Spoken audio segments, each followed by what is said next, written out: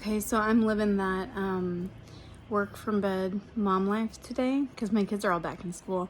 So I was sitting here just thinking, which is one of my favorite hobbies, and I realized that right now a big part of the debate in our nation is about Roe, obviously with the Supreme Court nominee potential, and I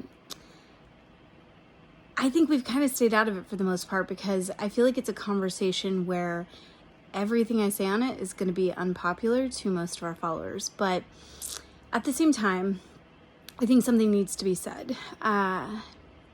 Because in our country, we spend so much time focused on the legality of abortion, right? Like, that is the thing that I think OG pro-lifers and activists have been saying for so long, right? Like, I survived Roe, but Roe's not going to survive me. And there's just this mentality that is the bar we are reaching for, is the legality. And while I agree that, dehumanization is at the crux of this and it's not okay, and humanizing and giving personhood to human beings, life inside the womb, is very, very important.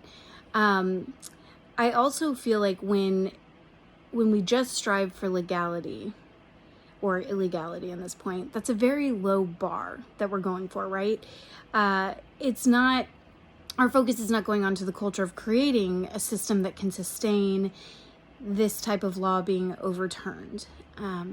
We have a lot of smaller groups and individual activists who are working really hard to do that, but on the whole, we see Republicans not wanting to support things like the Pregnant Workers Fairness Act, right? And things that would actually empower women to choose life.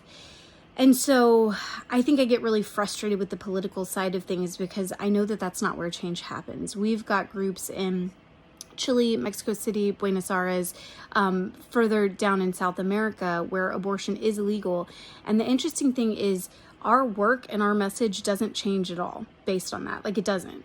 Because at the end of the day, it's still very needed for people to understand the human value of the woman, the desperation she feels, why she would even be considering abortion in the first place. And most of the time, it's from external pressures, right? It's financial constraints, it's coercion, it is systems not being set up for her, whether it's academia or the workforce, things that are not accommodating her fully. So even with abortion being illegal in these places, we still see women having that desperation. So it becomes a matter of, we're going to cut off supply, but we're not going to address demand. And I think that that's where pro-lifers have this kind of pipe dream that the legality, like abortion's suddenly going to go away tomorrow if Roe's overturned.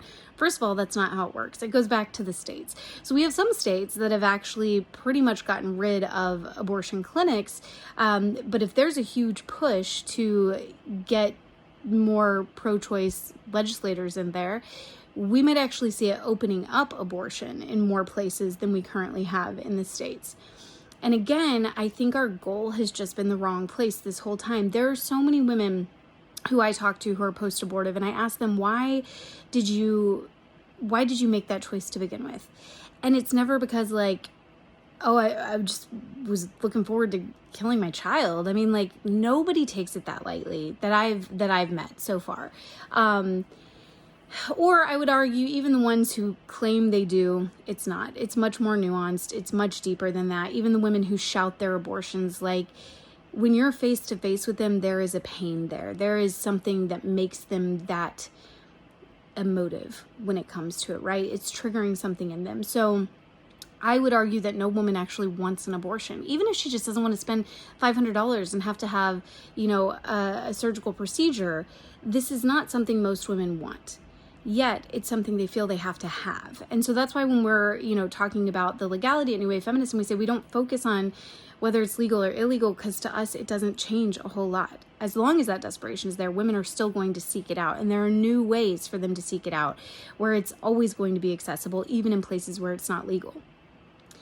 For us, it's a matter of addressing that desperation, addressing these systems, which is a much higher bar, which seems much more impossible than just overturning Roe. Like, this is huge. It's inconvenient. It's going to cause a lot of people to suffer and have to do the work to actually pull down these patriarchal structures that have fed for so long off the blood of our children. Like, bottom line, that's what it comes down to, whether it's insurance companies saving money or companies saving money, or academia not having to accommodate pregnant and parenting students, or men who are getting out of child support, right? Like, there are all of these different systems that need abortion to keep functioning. And I hate to ever make this comparison because it's a different thing, but I do see the overlaps when people talk about, slavery was legal for a long time. There was a long period of time where people thought our economy wouldn't survive abolishing slavery. Like, it wouldn't work until we did it, and we adapted, and we found new ways, and we said human beings shouldn't be treated as property. And I would argue, look what happened even when it came to slavery. Then we had the prison industrial system, and we found other ways of basically owning and killing Black bodies. I think something similar would happen if Roe is overturned. I think that people would adapt and get more creative. I think our economy would have to make changes that would be better for women and accommodate women and personhood in the womb. But I still think it would not get to the root issue and actually fix anything, because the desperation women feel is still going to be there. I've experienced it. I was 16 years old. Like, trust me, I get it. I get that feeling of just wanting to rip this part of your body off and how terrifying it is. But I also know the only reason that I could not justify that is because I had support. I had a support system of people. And we weren't wealthy. We didn't have a ton, but I had people who were at least willing to allow me to keep a roof over my head.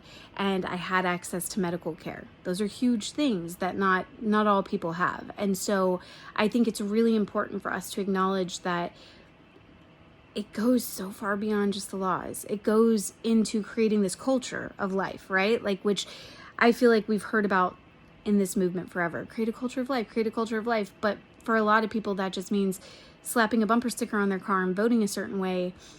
And sorry, but there's so much more work that goes into that. We have to tear down systems that we have depended on forever that feed into this mentality that it is much easier and much cheaper for a government to subsidize industry that can allow for $500 abortions than potentially 18 years of government aid to a woman and child that might need assistance.